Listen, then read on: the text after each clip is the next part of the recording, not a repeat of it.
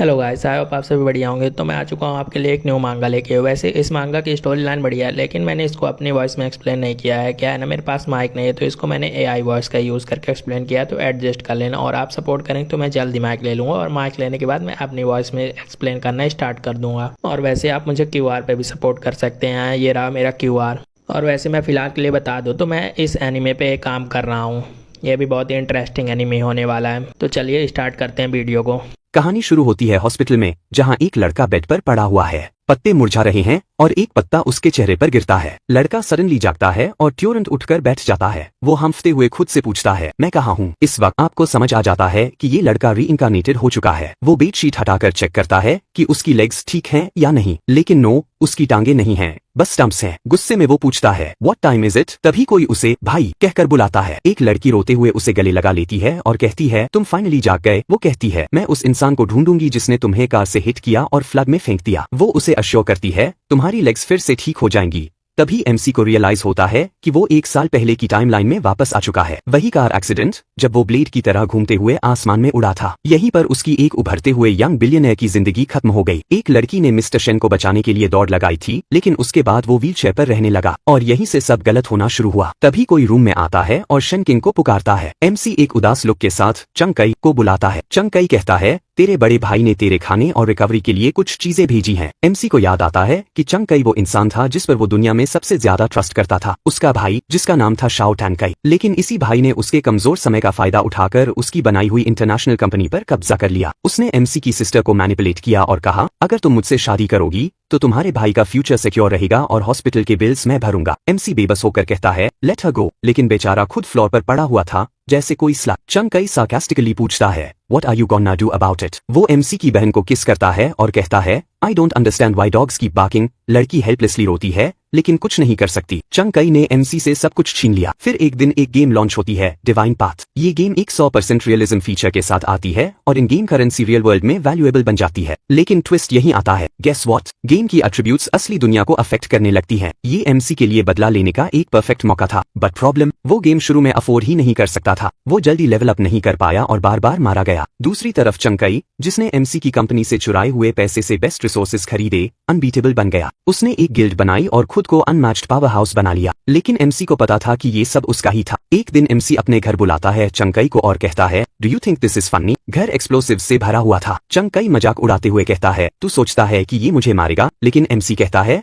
At least हम इसे साथ में देखेंगे। वो डेटोनेटर दबाता है और कहता है, see you in the next life. पूरे घर में धमाका हो जाता है। एमसी डिटरमिन था, उसकी लेग्स और आर्म्स जा चुके थे, लेकिन फिर भी चंग कई उससे कहता है, Why did you even try this? MC shocked रहता है ये देखकर कि चंग कई बिल्कुल अनहार्म्ड उसके सामने खड़ा है। वो कहता है, विद डिवाइन पाथ एट्रीब्यूट्स मुझे चोट पहुंचाना नामुमकिन है। वो एमसी के सिर पर पैर रखता है और कहता है, मरने से पहले तू ये जान ले, तेरे पेरेंट्स की मौत और एक्सीडेंट जिसमें तेरी टांगे गईं, वो सब मेरे प्लान का हिस्सा था। सबसे बड़ा शौक। चंग कई कहता है, तेरी बहन के साथ मेरा बच्चा होगा और तेरे फैमिली का आखिरी खून मेरी सरनेम लेगा। एमसी बेबस होकर चीखता है, लेकिन कुछ नहीं कर सकता। अपना सिर जमीन पर ठोकने के बाद उसने अपने आप से कसम खाई थी कि वह इस बात को कभी माफ नहीं करेगा। अभी के वक्त में उसे ये बिल्कुल समझ नहीं था कि वह क्यों रीइंकार्नेट हुआ, लेकिन अपनी बहन की तरफ देखते हुए उसने उससे कहा कि वह न रोए, सब ठीक हो जाएगा। उसने कसम खाई कि इस जिंदगी में वह अपनी बहन को प्रोटेक्ट करेगा और उन सब चीजों को बचाएगा जो उनकी फैमिली ने बनाई थी, और बिल्कुल वह उस गंदे चंग कई से बदला लेगा। मसला ये था कि वह एक्सीडेंट के बाद रीइंकार्नेट हुआ था, इसलिए उसके पास अपने पैर नहीं थे। उसकी असली उम्मीद डिवाइन पाथ के लॉन्च में थी। लोगों को कम से कम 1 महीना लगना था ये समझने में कि गेम के एट्रीब्यूट्स रियलिटी को भी अफेक्ट करते हैं, और ये वही वक्त था जब उसके पास अपने हालात को बदलने का एक मौका था। उसे अपने पैसे का फायदा उठाना था जब तक वह फ्रीज नहीं हो गए थे। उसकी बहन ने पूछा कि अगर उसके पैर में दर्द हो रहा है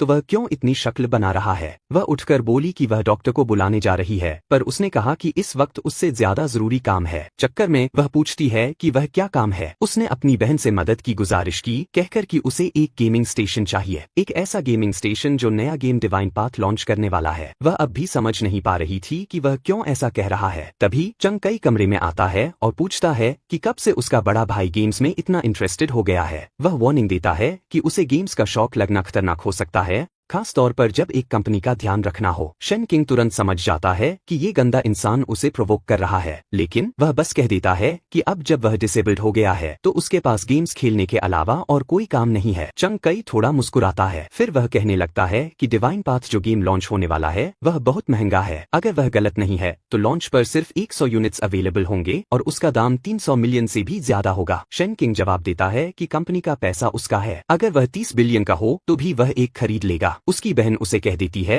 कि इस तरीके से रिएक्ट न करे, जबकि चंग कई कहता है कि कोई बात नहीं, अगर उसे इतनी चाह है तो वह उसके लिए एक खरीद लेगा। यह सुनकर चंग कई खुश हो जाता है। उस लड़के को जितना ज्यादा गेम में व्यस्त कर सकेगा उतना ही आसान होगा उससे कंपनी पे कब्जा करना। फिर वह उसे कहने लगता है कि फिक्र मत करो, अगर तुम इस दुनिया में कुछ करना चाहता है तो मैं तुम्हारे लिए एक खरीद लूंगा और तुम उसे पूरे एंजॉय के साथ प्ले कर सकते हो और तुम्हें कंपनी की चिंता करने की कोई जरूरत नहीं है क्योंकि वह खुद सब संभाल लेगा। अचानक वह बहन को अपनी तरफ खींचता है और कहता है कि अब वह ज्यादा वक्त उसके साथ गुजारेगा। मीनवाइल शन किंग अपनी कसम खाता है कि वह इस गंदे इंसान से अपनी बहन को दूर रखेगा। चंग कई समझ नहीं पाता कि यह लड़का क्यों इस तरह रिएक्ट कर रहा है, तो कहता है कि कोई बात नहीं। फिर वह कमरे से बाहर जाकर दरवाजा बंद कर लेता है। बाहर जाकर वह गुस्से में सोचता है क्यों वह बेकार असासिन उस गंदे इंसान को मार नहीं पाया। अगली बार वह टैंक लेकर आएगा ताकि वह असल में उस गंदे इंसान को मार दे। कमरे में शन किंग अपनी बहन को कहता है कि कंपनी का सारा पैसा इन गेम करेंसी में ट्रांसफर कर दो और वह सारी कंपनी की शेयर्स बेचकर वह पैसा भी ट्रांसफर कर दे। उसकी बहन थोड़ी कंफ्यूज होती है और पूछती है कि क्या वह बीमार है। वह कहता है कि वह बिल्कुल ठीक है और उसे चिंता करने की जरूरत नहीं, उसके पास उनके फ्यूचर को बदलने का एक प्लान है। 3 घंटे बाद उसने 200 मिलियन एक्स्ट्रा शिपिंग फीस भर दिए और सेटअप उसके कमरे में हो गया। यह लड़का सच में बहुत तेज है। अकाउंट ऑलरेडी बना हुआ था और वह कहता है चलो मैं शुरू करता हूँ। उसके बाद सिस्टम दिखाई देता है और कम से कम गेम में अब उसके पास पैर है। अगर कुछ उसे सच में पसंद था तो वह था फ्री तौर पर चलने का एहसास। सिस्टम कैरेक्टर का नाम पूछता है और वह कोहाई वोंग डाल देता है। आगे कई कैरेक्टर्स दिखाई देते हैं और सिस्टम पूछता है कि वह कौन सा क्लास चूज करे। अब तक सब कुछ उसकी पुरानी जिंदगी जैसा ही हो रहा था। उसने डिसाइड किया कि वह वही क्लास चूज करेगा जो उसे सबसे ज्यादा फेमिलियर हो। वह रेंजर क्लास चूज करता है। क्या यह एक मिरेकल नहीं था कि वह असैसिन नहीं बन गया? मैं ऑलरेडी एक्सपेक्ट कर रहा था कि कोई ग्लिच आएगा। सिस्टम उसके चॉइस को कंग्रेचुलेट करता है और अब अगला स्टेप शुरू होता है। क्योंकि वो एक वीआईपी यूजर है और गेम के शुरुआत में उसे एक एल्फ ब्लड लाइन मिलेगा। रेंजर क्लास एल्फ से मैच करती है, इसलिए उसे उस क्लास से बोनस मिलता है। स्पेशल यूजर होने की वजह से उसे एक रिवॉर्ड बुक भी मिलती है। यार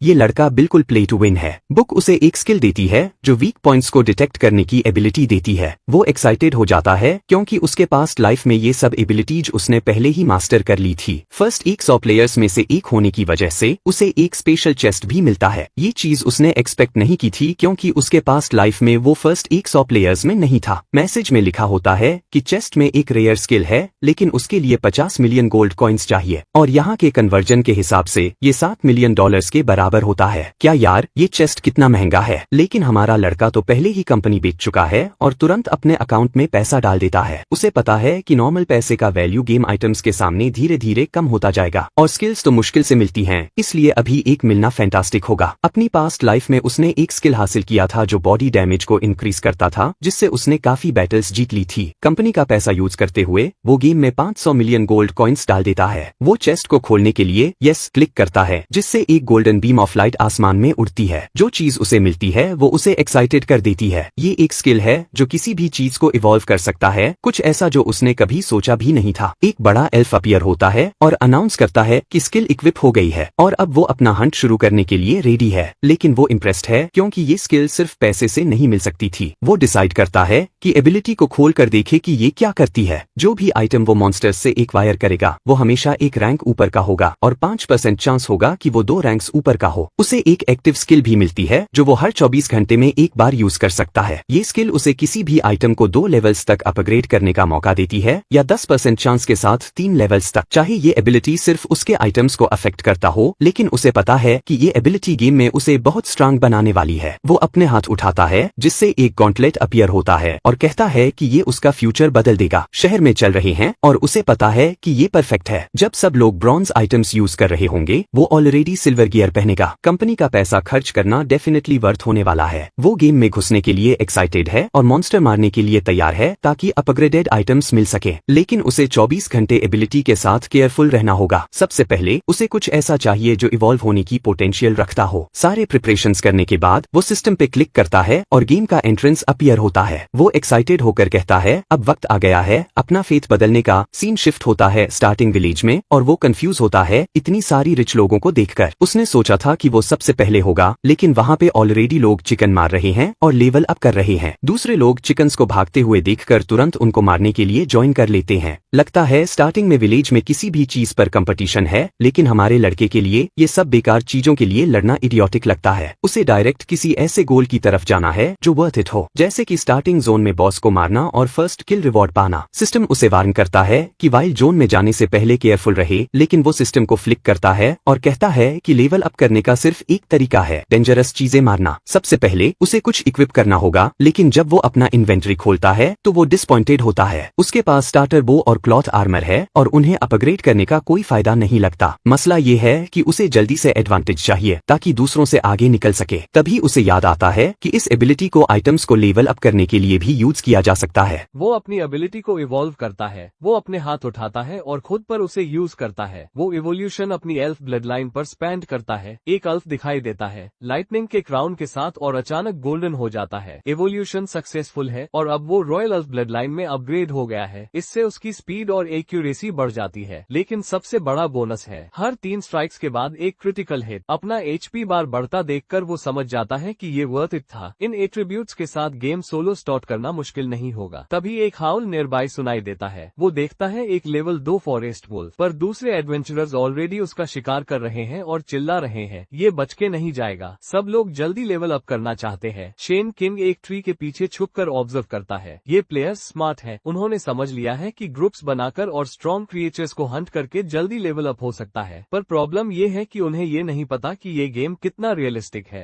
तभी मेंज कुछ नोटिस करता है और ग्रुप को वार्न करता है। वुल्व्स हमेशा ग्रुप में हंट करते हैं और अब वो सराउंडेड है। मॉन्स्टर्स ग्रुप पर जंप करते हैं और जैसे ही अटैक होता है ग्रुप पैनिक कर जाता है। वुल्व्स के बिट का पेन उनके एक्सपेक्टेशन से ज्यादा रियलिस्टिक होता है। ग्रुप रियलाइज करता है कि इतनी डीप फॉरेस्ट में आना गलत आइडिया था। एक बंदा जिसका हेड लिटरली ईट हो रहा है बोलता है रेस्पॉन पर मिलते हैं और फिर सब मर जाते हैं। शेन किन के लिए ये परफेक्ट अपॉर्चुनिटी है। जब वो हंट हो रहे थे तब उसने सोचा कि वो उन्हें पीछे से हंट करेगा। एक प्रेसाइज एरो वो शूट करता है जो वुल्फ के हेड को हिट कर देता है और इस तरह उसका पहला किल होता है। वो लेवल 1 से लेवल 2 पर लेवल अप करता है और अपनी एल्फ ब्लड लाइन के लिए एक्सपीरियंस गेन करता है। उसके साथ उसे 5 एट्रीब्यूट पॉइंट्स और वुल्फ मीट भी मिलता है। सोलो प्लेयर्स के लिए हेल्थ रिस्टोर करने वाले आइटम्स परफेक्ट होते हैं, पर वुल्व्स अब उसकी प्रेजेंस नोटिस कर लेते हैं और उसकी तरफ बढ़ने लगते हैं। शेन किंग ऊपर देखता है और नोटिस करता है कि 3 वुल्व्स उसकी तरफ आ रहे हैं। अब डैमेज टेस्ट करने के बाद वो कॉन्फिडेंट फील करता है। वो टर्न करता है और रन करना शुरू करता है। अपनी एल्फ की पैसिव एबिलिटी को एक्टिवेट करता है जो उसकी मूवमेंट स्पीड को 100% बूस्ट करता है। वो एक माउंटेन के एज तक भागता है, एक लेज से दूसरी पर जंप करता है और वुल्व्स को आइसोलेट कर देता है। एल्वेन ब्लड लाइन और रेंजर क्लास का कॉम्बिनेशन परफेक्ट है। वो पीछे मुड़कर देखता है और बोलता है तुम्हारा कोई चांस नहीं, पर तभी कुछ अजीब होता है। वुल्व्स उसका पीछा करना बंद कर देते हैं। वो बस वहीं खड़े उसे देख रहे होते हैं। तभी सिस्टम अलर्ट देता है कि वो बफेलो जोन में एंटर कर गया है। पास के क्रिएचर्स को देखकर वो समझ जाता है कि वुल्व्स फॉलो नहीं कर रहे क्योंकि ये हाई लेवल एरिया है। डर के मारे वुल्व्स रिट्रीट करते हैं। सिस्टम चेक करते वक्त वो नोटिस करता है कि बफेलोज लेवल 5 के हैं। तभी कोई उसे हैंडसम बोलता है। वो पलट कर देखता है कि एक ग्रुप उसे पूछ रहा है क्या तुम हमारे साथ ज्वाइन करोगे, लेकिन ये लोग सस्पिशियस लगते हैं। एक वाइफ भी ग्रुप में है जो बार बार उसे हैंडसम कह रही है, पर वो उस पे एक सेकंड के लिए भी ट्रस्ट नहीं करता। वाइफ कहती है कि वो चाहते हैं कोई उनके ग्रुप में आए जो बफेलोज हंट करने में हेल्प करे और सबसे जल्दी लेवल अप कर ले, पर मैकडोनल्ड्स मेज बोलता है कि वो सिर्फ लेवल 2 का है और ग्रुप को स्लो कर देगा। जब तक शेन किंग कंफ्यूज होता है कि वो लोग उसे रिजेक्ट क्यों कर रहे हैं, तब तक वो लोग उसे रिस्पॉन्ड करने का मौका भी नहीं देते। वो टर्न करता है और उन्हें गुड लक बोलता है। कहता है मैं कहीं और जा रहा हूँ। ब्लू गियर्ड गाय पूछता है क्या तुम पागल हो जो अकेला हंट करने जा रहे हो, पर शेन किंग सिंपल बोलता है मैं एक लोन वुल्फ हूँ और मेरे लिए ये ज्यादा एफिशिएंट है, पर वो लोग इंसिस्ट करते हैं और वार्न करते हैं कि नेक्स्ट एरिया और भी ज्यादा डेंजरस है। चबी गाय पूछता है क्या तुम्हें पता है डेथ पेनल्टी के बारे में। शेन किंग बोलता है मैं एक नूब हूँ और मुझे इस पेनल्टी के बारे में कुछ नहीं पता।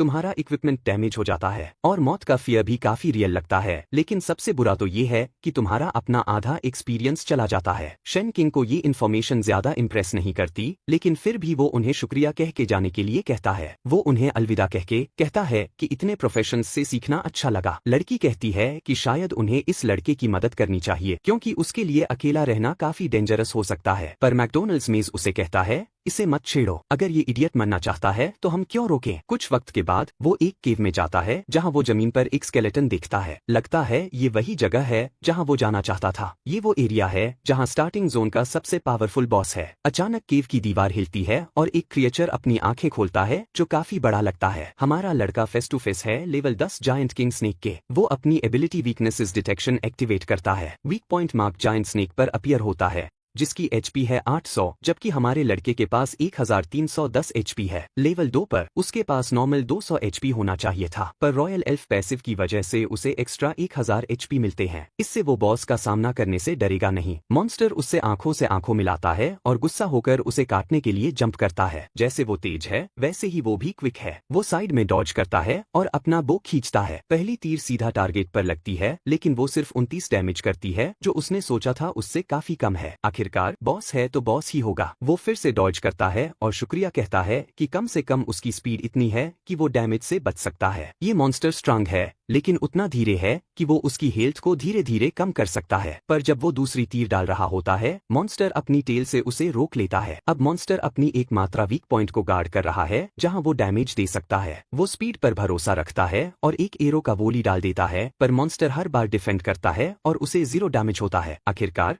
वो एक और ओपनिंग पाता है और 58 डैमेज का शॉट मार देता है। ये फाइट एक्सपेक्टेड से ज्यादा टाइम लेगी, लेकिन वो मॉन्स्टर से काफी तेज है। अचानक वो कुछ अजीब देखता है। बॉस गहरी सांस लेता है और केव में धुआं भर जाता है। पॉइजन हर सेकंड 10 एचपी घटा रहा है। थोड़ा कैलकुलेशन करने के बाद वो रियलाइज करता है कि उसके पास ज्यादा वक्त नहीं है और तभी स्नेक केव के ऊपर चढ़ने लगता है, जिससे शॉट्स मारना मुश्किल हो जाता है। पर शन किंग के लिए ये काफी नहीं है। वो एक और तीर खींचता है, कहता है मुझे कम समझ रहे हो। इस बार उसका शॉट सीधा स्नेक के गले पर लगता है और 116 डैमेज करता है। ये लड़का सच में कुछ हैक्स रखता है, कम से कम इस केस में तो। मॉन्स्टर जमीन पर गिर जाता है और बोनस डैमेज के साथ, क्योंकि हर तीसरा हिट क्रिटिकल स्ट्राइक होता है। वो बॉस को टॉन्ट करता है और कितने हिट्स ले सकते हो। स्नेक को लगने लगता है कि ये फाइट इतना आसान नहीं होगा। थोड़ी देर बाद मॉन्स्टर का एचपी 597 हो जाता है और शन किंग को अपनी जीत का पूरा यकीन है। बिना किसी डर के वो 10 एचपी पर सेकंड लॉस को हैंडल करता है और अपनी जीत के लिए कॉन्फिडेंट है। उसका एचपी गिरता रहता है, 1010 तक पहुंच जाता है। प्रॉब्लम यह है कि स्नेक उसके लिए और भी मुश्किल कर रहा है। जब वो रुकता है तो उसे कई टेल अटैक्स डॉज करने पड़ते हैं। जब मॉन्स्टर को समझ में आता है कि उसके अटैक्स बेकार नहीं हो रहे हैं, वो और ज्यादा एग्रेसिव हो जाता है ताकि वो अटैक न कर पाए। वो एक और टेल अटैक डॉज करता है और सोचता है कि ये स्नेक स्मार्ट है, लेकिन फिर भी वो उसकी स्पीड को अंडर एस्टिमेट कर रहा है। एक और एरो उसके गले पर लगता है और 200 क्रिटिकल डैमेज करता है। अचानक वो देखता है कि डैमेज ज्यादा उसके पेट पर हो रहा है। इवन थ्रू नेक वीक पॉइंट है इंस्टेंट किल के लिए। पेट का एरिया ज्यादा डैमेज एब्जॉर्ब करता है। वो तीसरा शॉट तैयार करता है, कह के अगर ये बात है तो स्नेक और जल्दी मरेगा। लेकिन फिर वो कुछ अजीब देखता है। मॉन्स्टर उसे देखकर मुस्कुरा रहा है। सांप जमीन पर हमला करता है और एक दरार उसकी तरफ बढ़ने लगती है। जमीन अस्थिर हो जाती है और वो बॉस की पोजीशन खो देता है। अचानक वो अपने घुटनों पर गिर जाता है। इस बार जहर हर सेकंड 20 एचपी कम कर रहा है और अब उसके पास सिर्फ 600 एचपी बचा है। ये साफ तौर पर एक ऐसा बॉस है जिसे ग्रुप प्लेयर्स के साथ लड़ने के लिए डिजाइन किया गया है। जहर के डैमेज और चढ़ाई की मुश्किलों को देखते हुए वो इस रेट पर सर्वाइव नहीं कर पाएगा। वो अपनी इन्वेंटरी से वुल्फ मीट निकालता है और कहता है कि उसे प्लेन से ज्यादा खर्च करना पड़ेगा। मीट हर सेकंड 20 एचपी के लिए 20 सेकंड तक रिस्टोर करता है। हालांकि ये काफी नहीं है, लेकिन ये उसे थोड़ा वक्त देगा चोटी तक चढ़ने का। अगले 20 सेकंड तय करेंगे कि वो ये जीतता है या हारता है। वो पार्कोर चढ़ाई शुरू करता है, एक एक किनारे से कूदते हुए धीरे धीरे ऊपर की तरफ बढ़ता है। आखिरकार वो बॉस से ऊपर की पोजीशन पर पहुंच जाता है। वो एक एरो निकालता है और निशाना साधता है। स्नेक गुस्से में है, जैसे उसे यकीन नहीं था कि वो जिंदा बच जाएगा। एरो सीधे बॉस की आंख में लगता है, जिससे वो तड़पता हुआ जमीन पर गिर जाता है। शेन किंग देखता है कि सांप फिर से भागने की कोशिश कर रहा है, लेकिन वो उसकी खुली पीठ पर निशाना साधकर एक और शॉट मारता है जो उसकी गर्दन के नाजुक हिस्से पर लगता है। मॉन्स्टर पलटता है डर के मारे और देखता है कि हमारा एमसी मेन कैरेक्टर एक और एल्फन एरो तैयार कर रहा है। बेचारा बॉस डर के मारे कांपता हुआ भागने की कोशिश करता है, लेकिन शेन किंग एक के बाद एक शॉट मारता है और आखिरी एरो उसके शरीर को चीरते हुए उसके मुंह से से बाहर निकलता है। इसके साथ ही मॉन्स्टर की एचपी आखिरकार शून्य पर गिर जाती है। द गेम स्नेक मॉन्स्टर हार जाता है और जहर गायब हो जाता है। सिस्टम ये अनाउंसमेंट करता है कि उसकी अचीवमेंट पूरे सर्वर पर दिखाई जाएगी और उससे पूछता है कि क्या वो अपना नाम हाइड करना चाहता है। शेन किंग इस ऑप्शन के बारे में सोचता है और फैसला करता है कि वो अब और छुपेगा नहीं। फिर वो सिस्टम से अनाउंसमेंट करने को कहता है। इसके साथ ही प्लेयर केओ है इवांग को बधाई दी जाती है कि उन्होंने स्टार्टर जोन के बॉस को सबसे पहले हराया। शुरुआती गांव के लोग हैरान हैं, सोच रहे हैं कि उन्होंने ये कैसे किया जबकि गेम अभी अभी लॉन्च हुआ था। इस बीच बाकी ग्रुप्स खुद को धीमा होने के लिए दोषी ठहरा रहे हैं। दूसरे गेम्स के एक्सपीरियंस वाले प्लेयर्स ये समझ ही नहीं पा रहे कि ऐसा कैसे हो सकता है। ब्लू हेयर वाले ग्रुप की बात करें तो वो सब थके हुए हैं। उन्होंने किसी तरह की एक भैंस को मारा और उन्हें लगता है कि वो एक सुपर बॉस था। चबी लड़का कहता है कि उसे देखने का एक्साइटमेंट हो रहा है कि फर्स्ट किल का रिवॉर्ड क्या होगा। इस बीच बाकी दोनों लड़के शर्मा रहे हैं और स्ट्रॉन्ग बनने के लिए उत्सुक हैं ताकि वो लड़कियों को इम्प्रेस कर सके। वो तारीफ सुनने की उम्मीद में ललचाते हुए देख रहे हैं, लेकिन तभी उनके लिए सिस्टम पॉपअप आता है। ये अनाउंसमेंट करता है कि केओ है इवांग ने 1000 रेपुटेशन पॉइंट्स और एक सिल्वर चेस्ट अर्न किया है। वो दोनों यकीन नहीं कर पाते कि उनसे ज्यादा स्ट्रॉन्ग कोई है, क्योंकि उसने अपने लेवल से कई ऊपर के बॉस को हराया। हमारा एमसी सीधा लेवल 2 से लेवल 7 पर पहुंच गया। उसे 30 एट्रीब्यूट पॉइंट्स मिलते हैं और वो तुरंत सारे पॉइंट्स एगिलिटी स्पीड में डाल देता है। बिना पैरों के होना ही उसे तेज बनने का सपना देता है। वैसे उसके क्लास के लिए एगिलिटी डैमेज भी बूस्ट करता है, तो ये सही भी है। एट्रीब्यूट्स डिस्ट्रीब्यूट करने के बाद अब वक्त है देखने का कि बॉस ने क्या छोड़ा। कुछ अनएक्सपेक्टेड होता है। बॉस के द्वारा छोड़े जाने वाले 10 सिल्वर 10 गोल्ड कॉइन में बदल जाते हैं। इस बीच दूसरे प्लेयर्स एक भैंस को मारते हैं और एक कॉपर कॉइन पाते हैं। उसकी इन्वेंटरी में एक आइटम चमक रहा है और उसमें एक गोल्डन लाइट ग्लो हो रही है। शायद दूसरी इवोल्यूशन ट्रिगर हुई, लेकिन नहीं, ये वास्तव में एक क्रिस्टल कॉइन है, एक रेयर करेंसी जो लंबे समय से गायब मानी जाती है, लेकिन इसे कुछ एनपीसी से मिस्टीरियस आइटम्स खरीदने के लिए इस्तेमाल किया जा सकता है। शेन किंग ने अपने पिछले जीवन में इसके बारे में सुना था, लेकिन कभी इसे देखा नहीं था।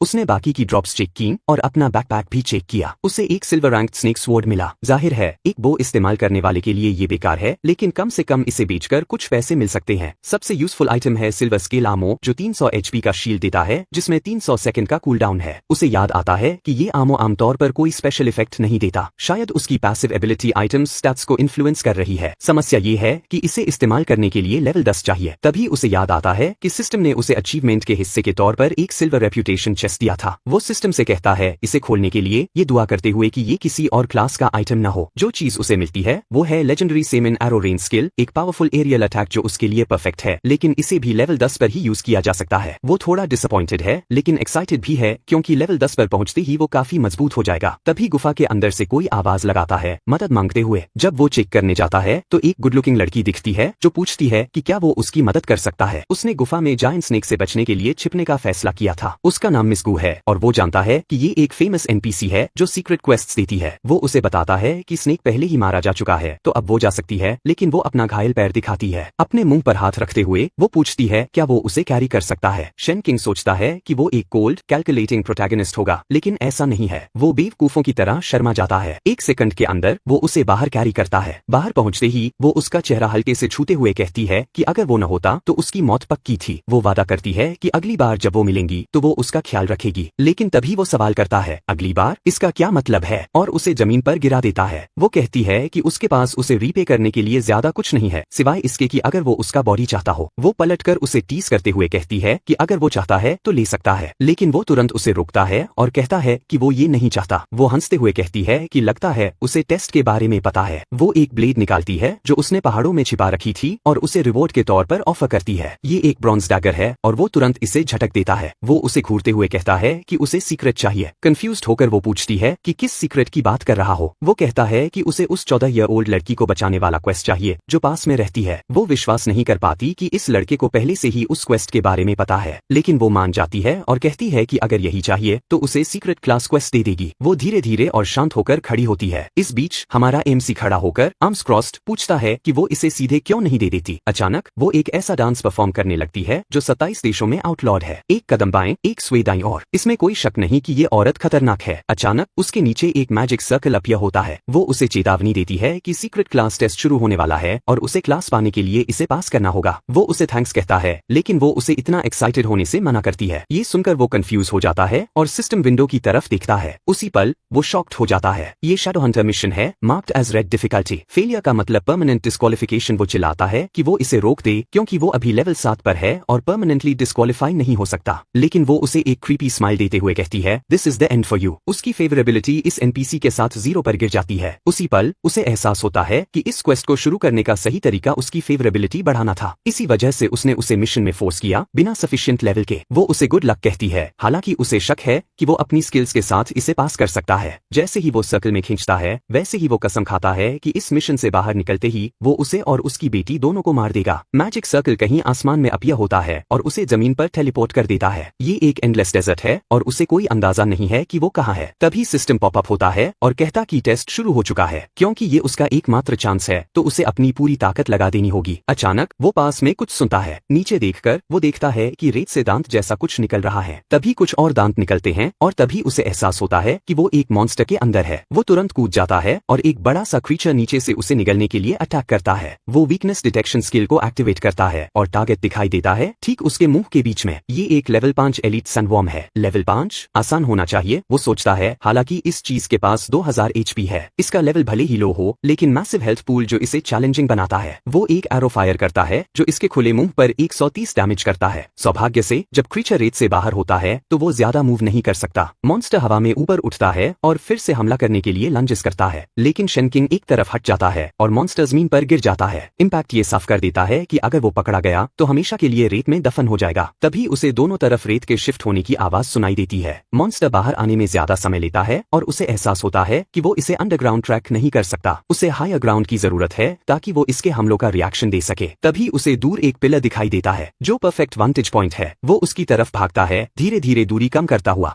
लेकिन जैसे ही वो पास पहुंचता है कुछ फिर से जमीन से बाहर बर्स्ट होता है। एक्सपेक्टेशन के साथ वो पीछे हटता है और 2 एरोज फायर करता है जो 260 और 130 डैमेज करते हैं। मॉन्स्टर बेहद घिनौना है, लेकिन अगर वो डॉज करता रहे तो वो जीत सकता है। अचानक क्रीचर उस पर रेत थूकता है। प्रॉब्लम ये है कि वो हवा में है और डायरेक्शन चेंज नहीं कर सकता। वो अपने हाथ से अपनी आंखें ढकता है लेकिन फिर भी 50 HP खो देता है।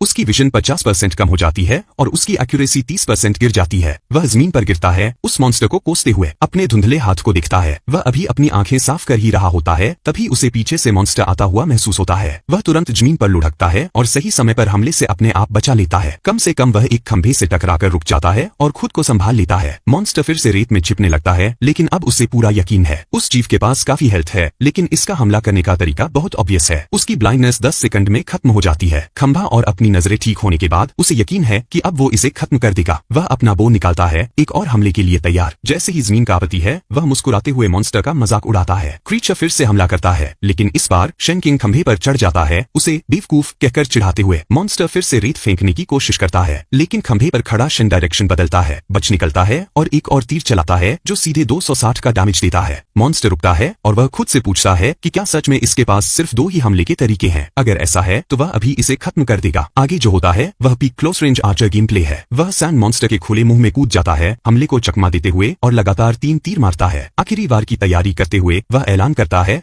आखिरी तीर 130 डैमेज देता है और आखिरकार सैंड मॉन्स्टर मर जाता है। वह लेवल 8 पर पहुंचता है, 10 सिल्वर कॉइन्स और डेजर्ट बूट्स अर्न करता है जो सैंड पर मूवमेंट स्पीड बढ़ाते हैं, लेकिन वह इन रिवॉर्ड्स को कचरा कहता है। इतना बड़ा मुश्किल मॉन्स्टर और रिवॉर्ड इतना घटिया। तभी उसे खंभे पर एक निशान चमकता हुआ दिखता है। ऊपर देखते हुए उसे 9 एक जैसे निशान दिखते हैं, जिनमें से सिर्फ सबसे नीचे वाला जल रहा है। अचानक और सैंड मॉन्स्टर अपीयर होते हैं और उसे समझ आता है कि इसका क्या मतलब है। उसे इन सभी मॉन्स्टर्स को हराना होगा ताकि वह इस एग्जाम को पास कर सके। खंभे के ऊपर चढ़ते हुए वह सोचता है कि कम से कम यह इतना भी बुरा नहीं है। यह जगह लेवल 10 तक पहुंचने के लिए परफेक्ट है। साथ ही उसे यह एहसास होता है कि ये मॉन्स्टर्स जमीन में वाइब्रेशंस से शिकार ढूंढते हैं। उसे कोई ऐसा तरीका चाहिए जिससे वह छोटे वाइब्रेशंस पैदा करके कम से कम मॉन्स्टर्स को अट्रैक्ट करे। समस्या यह है कि तीर चलाने से वो सभी को अट्रैक्ट कर लेगा। तभी उसे एक आइडिया आता है। वह अपनी इन्वेंट्री खोलता है और कुछ सिल्वर कॉइन्स निकालता है। हल्के और छोटे सिक्के सिर्फ कुछ जीवों को आकर्षित करने के लिए काफी हैं। जैसे ही सिक्का जमीन पर गिरता है वैसे ही एक सैंड मॉन्स्टर हमला करने के लिए ऊपर आता है। वह अपनी पैसिव स्किल एक्टिव करता है, यह सोचकर मुस्कुराता है कि यह जीतने का बहुत महंगा तरीका होने वाला है। हालांकि उसकी पोजीशन वीक स्पॉट को हिट करने में मुश्किल कर देती है, जिससे उसका डैमेज 35% तक गिर जाता है। फिर भी उसके जैसे करोड़पति के लिए पैसे खर्च करना कोई समस्या नहीं है। तीरों की एक्सप्लोजन शुरू होती हैं और 4 घंटे बाद लड़ाई खत्म हो जाती है। शन किंग अभी भी उसी खंभे के ऊपर खड़ा है। अब चारों तरफ रेत के कीड़ों की लाशें पड़ी हैं। आखिरकार लंबे समय के बाद वह लेवल 10 में पहुंच जाता है। 15 पॉइंट्स बांटने के साथ वह रुकता है और कुछ ऐसा याद करता है जो उसे परेशान कर रहा था। उसे अब तक ज्यादा आइटम नहीं मिले हैं और वह सोचता है कि क्या यह इसलिए है क्योंकि उसका लक स्टैट 0 है। यह सोचते हुए कि उसकी एबिलिटी आइटम ड्रॉप्स को बढ़ाती है तो लक में सुधार करना एक अच्छा डिसीजन है। अपने पिछले जीवन में वह इतना कमजोर था कि उसे सब कुछ स्ट्रेंथ और एचपी में डालना पड़ा, जिसने आखिर में उसे ज्यादा कुछ नहीं दिया। अब वह नई लेवल 10 एबिलिटी को टेस्ट करने का फैसला करता है। वह कोबरा की लाश पर हमला करता है और उसके रेस्यूआई से प्रभावित होता है। जैसे ही वो लक में पॉइंट्स डालता है एक पर्पल लाइट अचानक से लाश से निकलती है। वह तुरंत इसे पहचानता है कि यह लेजेंडरी ड्रॉप का संकेत है। यह एस्केप सेंस स्किल है जो उसे एक घूमते हुए बॉल में बदलकर रेत में से गुजरने की ताकत देती है। लेकिन समस्या, यह सिर्फ रेगिस्तान के क्षेत्रों में ही काम करती है। ये लेजेंडरी क्यों है वह बड़बड़ाता है। फिर भी क्योंकि यह गिरा है तो इसे इस्तेमाल करना ही पड़ेगा। वह स्नेक बॉस से मिला सिल्वर स्किल आर्मर भी पहनता है। इस पल में उसे पूरा भरोसा है कि वह सर्वर पर सबसे टॉप का प्लेयर होगा। फिर पूरा खंभा रोशनी से भर जाता है और वह सोचता है कि कुछ क्यों नहीं हो रहा। जैसे ही वह ऐसा सोचता है जमीन कांपने लगती है और उसके सामने का खंभा टूटकर एक छिपा हुआ रास्ता खोल देता है। नई बनी सीढ़ियों की तरफ बढ़ते हुए उसे पता है कि असली इनाम अंदर है। यह उसके नए गियर और एबिलिटीज को टेस्ट करने का सही मौका है। लेकिन तभी वह किसी को ब्रदर कहते हुए सुनता है। वह तुरंत जियाओटेंग की आवाज पहचानता है। खेल के बाहर लड़की कहती है कि खाने का समय हो गया है। उसने उसका पसंदीदा एक फ्राइड राइस बनाया है। ऐसा लगता है कि उसका हेडसेट कुछ ऑगमेंटेड रियलिटी वाला है क्योंकि खेलते हुए भी वह उसे सुन सकता है। वह उसे जाने के लिए कहता है ताकि वह चोटिल न हो। सिस्टम पूछता है कि क्या वह लॉग आउट करना चाहता है। वह मना कर देता है, कहता है कि वह प्राइस मिलने के ठीक पहले नहीं छोड़ सकता। ऊपर देखते हुए वह अपनी बहन से कहता है कि उसे मुझे परेशान करना बंद करना चाहिए, मैं खेल के बीच में हूँ। वह नाराज होकर कहती है कि वह 8 घंटे से बिना ब्रेक लिए खेल रहा है। वह उसे समझाता है कि वह उसे परेशान न करे। गुस्से में वह चली जाती है, कहती है कि उसे अब उसकी परवाह नहीं। चलते चलते वह सोचती है कि उसे खुश कैसे किया जा सकता है। अंदर शन किंग धीरे से उससे माफी मांगता है, लेकिन अभी यह जरूरी है, उसे स्ट्रॉन्ग बनना होगा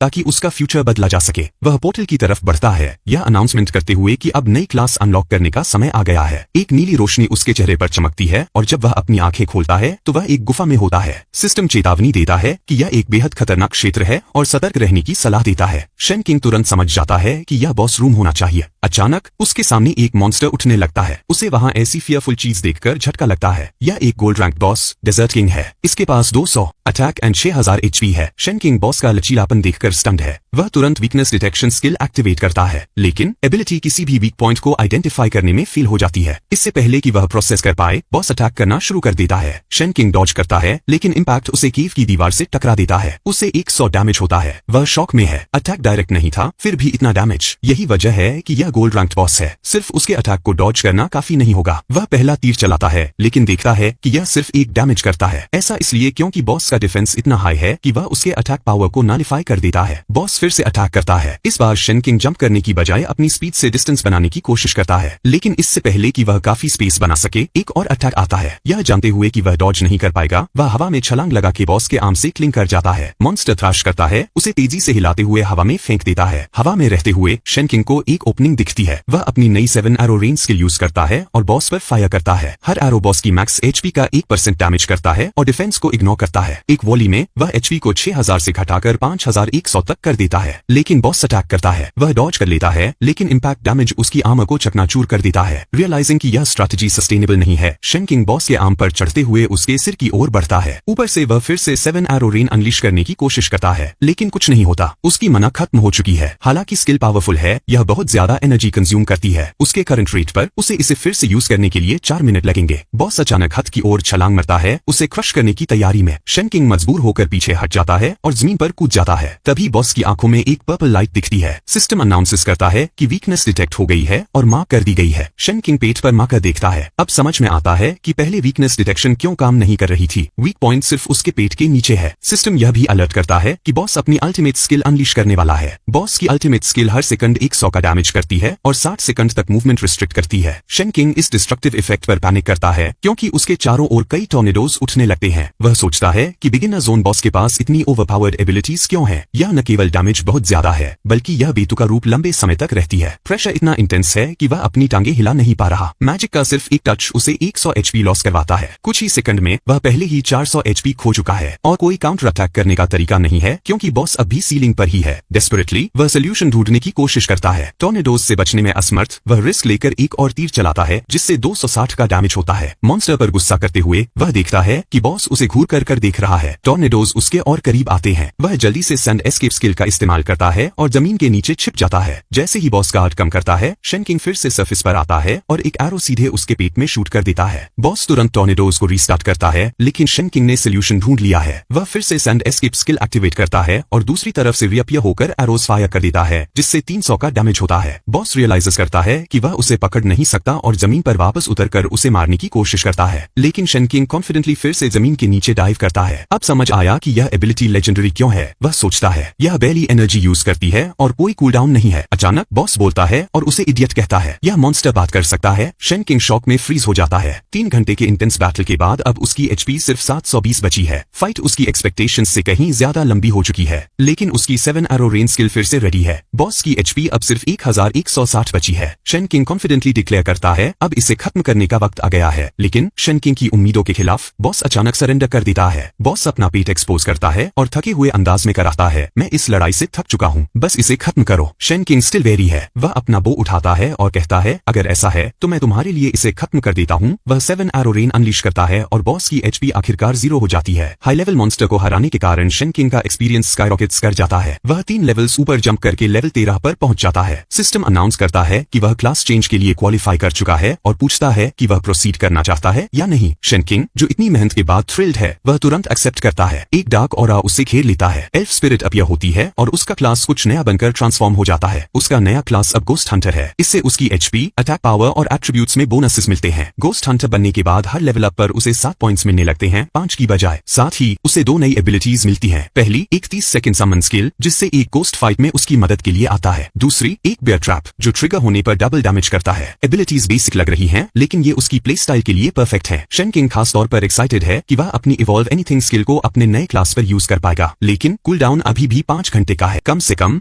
उसकी पैसिव एवोल्यूशन स्किल ने बॉस के ड्रॉप्स को कलेक्ट कर लिया है। वह सोचता है लक पर पॉइंट्स खर्च करना वर्थ इट था। इन्वेंट्री चेक करने पर उसे 43 गोल्ड कॉइन्स मिलते हैं जो एक बिगिनर के लिए फॉर्चून है। इसके साथ एक पियर्सिंग बो जो एनिमी डिफेंस को रिड्यूस करता है और स्टैक अप टू 5 करता है। एक यूनिवर्सल ग्लव जो 7 एजिलिटी बढ़ाता है। एक गोल्डन ग्रेट स्वॉर्ड जो अटैक में 30% बूस्ट देती है। हालांकि वह इसे यूज नहीं कर सकता लेकिन इसे बेचकर अच्छा पैसा कमा सकता है। एक हीलिंग नेकलेस जो कॉम्बैट के बाहर एचपी रिजनरेट करता है। शन किंग को 21 नए पॉइंट्स मिले हैं जिन्हें वह एजिलिटी में डाल देता है। स्टेटस विंडो चेक करते हुए वह अपनी प्रोग्रेस देखकर थ्रिल्ड है लेकिन इससे पहले कि वह आगे बढ़ सके सिस्टम पॉप अप करता है। आपने 15 घंटे तक गेम खेला है, अब आपको फोर्सफुली लॉग आउट किया जाएगा। इससे पहले कि शन किंग आर्ग्यू कर सके सिस्टम उसे किक आउट कर देता है। शन किंग हॉस्पिटल पॉड में जागता है। वह फ्रस्ट्रेटेड कि अडल्ट गेम में भी एंटी एडिक्शन सिस्टम है फिर भी उसे लगता है कि यह फेयर है। आखिर सभी को इन रूल्स को फॉलो करना होगा। फिलहाल सब कुछ अच्छी तरह से प्रोग्रेस कर रहा है और अब एक्साइओ टैंकई से बदला लेने में ज्यादा देर नहीं लगेगी। शन किंग अपनी बहन की ओर जाता है जो हॉस्पिटल रूम में सो रही है। वह साफ तौर पर थकी हुई लग रही है, शायद उसे उसकी देखभाल करते हुए नींद आ गई। खाने की खुशबू उसे महसूस होती है और उसे याद आता है कि उसकी बहन ने एक फ्राइड राइस बनाया था। शन किंग जानता है कि उसकी बहन एक लाड़ प्यार लाइफ जीती थी और उसे कभी किसी चीज की जरूरत नहीं पड़ी। बस उसका यहाँ रहना और लगातार उसे सपोर्ट करना ही अपने आप में एक बड़ी बात है। जैसे ही वह एक बाइट लेता है उसका एक्सप्रेशन डार्क हो जाता है। ये तो भयानक है, वह सोचता है। ऐसा लगता है जैसे उसने पूरे जार का सॉल्ट इसमें डाल दिया हो। तभी उसकी बहन जाग जाती है और खुश होकर कहती है तुमने आखिरकार थोड़ा आराम किया। वह बुरी तरह से माफी मांगता है कि उसने उसे जगा दिया। उत्साहित होकर वह पूछती है खाना कैसा लगा। शन किंग आंसू रोकने की कोशिश करता है और कहता है ये तो कमाल का है, फ्रेश इंग्रेडिएंट्स वाकई शानदार हैं, बहुत स्वादिष्ट है। वह जोड़ता है। उसकी बहन खुश होकर इंसिस्ट करती है सब खा लो, तुमने पूरे दिन गेम खेला है, भूख लगी होगी। शन किंग हेजिटेशन के साथ स्टीमिंग बॉल को दिखता है जो लगभग ईविल की तरह रेडिएट कर रहा था लेकिन अपनी बहन को खुश करने के लिए वह सब कुछ कर सकता है। अगली सुबह वह डेवस्टेटेड होकर जागता है। कोई उसकी बेड के पास आता है और पूछता है आज आप कैसा महसूस कर रहे हैं सर। अचानक एक लेडी आती है जो क्लियरली तैयार है कि शन किंग को गेम खेलने में हेल्प करे। डॉक्टर समझाती है कि रात को उसे वॉमिटिंग और डायरिया हुआ जिससे सब पैनिक हो गए। डॉक्टर स्लाइली सोचती है कि भले ही शन किंग के पास लेग्स न हो, वह हैंडसम और रिच है, अगर मैं इसे पटा लूं तो मेरी जिंदगी लग्जरी में बीतेगी। वह अपने मन में सोचती है। शन किंग कैजुअली कहता है कि वह ठीक है और इसे गेम्स के साइड इफेक्ट पर ब्लेम करता है। डॉक्टर अनलविंगली स्वीट स्माइल के साथ कहती है, अगर आपको कुछ भी चाहिए, कुछ भी, तो बस मुझे बुलाएं। वह भरोसा दिलाती है कि वह उसे किसी भी तरह से बेहतर महसूस कराएगी। लेकिन शेनकिंग अनइम्प्रेस्ड रहता है और बस रिक्वेस्ट करता है, मेरी व्हीलचेयर को गेमिंग स्टेशन तक पुश कर दो। डॉक्टर ब्लिंक करती है, कंफ्यूज्ड। क्या मेरी चार्म ने काम नहीं किया? क्या इस आदमी को सच में उसके छोटे से गेम की ज्यादा परवाह है? शेनकिंग उसे कंप्लीटली इग्नोर करते हुए गेम में लॉग इन कर देता है। जब वह गेम में वापस आता है तो उसका कैरेक्टर केओस में खड़ा होता है। यह गेम का सिर्फ दूसरा दिन है, लेकिन 300,000 प्लेयर्स पहले ही ज्वाइन कर चुके हैं। शेनकिंग के पास अल्ट्रा एक्सपेंसिव गेमिंग स्टेशन है, लेकिन यह गेम चीपर VR डिवाइसेस के जरिए भी एक्सेसिबल है। इस वजह से एक महीने से भी कम समय में यह गेम 100 मिलियन प्लेयर्स को सरपास कर लेगा। इस वक्त शेनकिंग के पास लगभग कुछ भी इक्विप्ड नहीं है, लेकिन कम से कम उसका नया बो उसके हाथ में है। उसका गोल आज के दिन के लिए सिंपल है, हाई क्वालिटी इक्विपमेंट को हासिल करना, और यह सिर्फ लेवल 20 बॉसेस को हराकर ही संभव होगा। वह एक शॉप में एंटर करता है और शॉपकीपर तुरंत नोटिस करता है कि शेनकिंग अलग दिख रहा है। एक सिल्वर आर्मर उसकी नजरों में आता है जो उसने पहले कभी नहीं देखा। शॉपकीपर शेनकिंग से पूछता है, तुम्हें क्या चाहिए? शेनकिंग हामली कहता है, यहाँ सब कुछ ब्रॉन्ज जंक है। शॉपकीपर एक्सप्लेन करता है कि यह जो कुछ भी डिस्प्ले में है वह सब बिक्री के लिए है। ट्रेजर तो हम यहाँ बेचते ही नहीं। लेकिन तभी शेनकिंग क्रिस्टल कॉइन्स निकालता है और पूछता है, इसके बारे में क्या ख्याल है? शॉपकीपर का एटीट्यूड तुरंत बदल जाता है। वह एक्सप्लेन करता है, मुझे पता ही नहीं था कि आप इतने इंप्रेसिव व्यक्ति हैं। वह अपने हाथ फैलाता है और एक गोल्डन लाइट पूरी शॉप को ब्लाइंड कर देती है। इस गोल्डन लाइट के साथ ट्रेजर्स अपीयर होते हैं। वह मानता है कि ये आइटम्स अगले 30 दिनों तक सेल के लिए नहीं थे। लेकिन शेनकिंग अनइम्प्रेस्ड दिखता है और कहता है, ये सब अभी भी सिल्वर ग्रेड का है। तभी उसकी नजर एक चीज पर जाती है। शेनकिंग शॉपकीपर को बुलाता है और कहता है, मैं वह मास्क खरीदना चाहता हूँ। शॉपकीपर उसकी कीन आई की तारीफ करता है और एक्सप्लेन करता है कि यह मास्क अभी तक का गेम का अकेला गोल्ड आइटम है। चूंकि तुमने इतनी वैल्यूएबल क्रिस्टल कॉइन दी है, इसे 150,000 गोल्ड कॉइन्स में ले जाओ। शेनकिंग तुरंत पैसे डिपॉजिट करता है और आइटम ले लेता है। शॉपकीपर स्टन्ड और कंफ्यूज्ड है। शेनकिंग ने अभी एक अमीर इंसान की पूरी साल की सैलरी के बराबर खर्च कर दिया, लेकिन शेनकिंग को कोई फर्क नहीं पड़ता। वह सिंपली कहता है, मैं आइटम ले लूंगा। शॉपकीपर बड़बड़ाता है, VIP कस्टमर जो चाहे कर सकता है। शॉप के बाहर शेनकिंग कमेंट करता है, 200,000 कॉइन्स का ऐसा एडवांटेज खरीदना महंगा नहीं है। वह मास्क इक्विप करता है और तुरंत उसकी इफेक्ट्स एक्टिवेट करता है।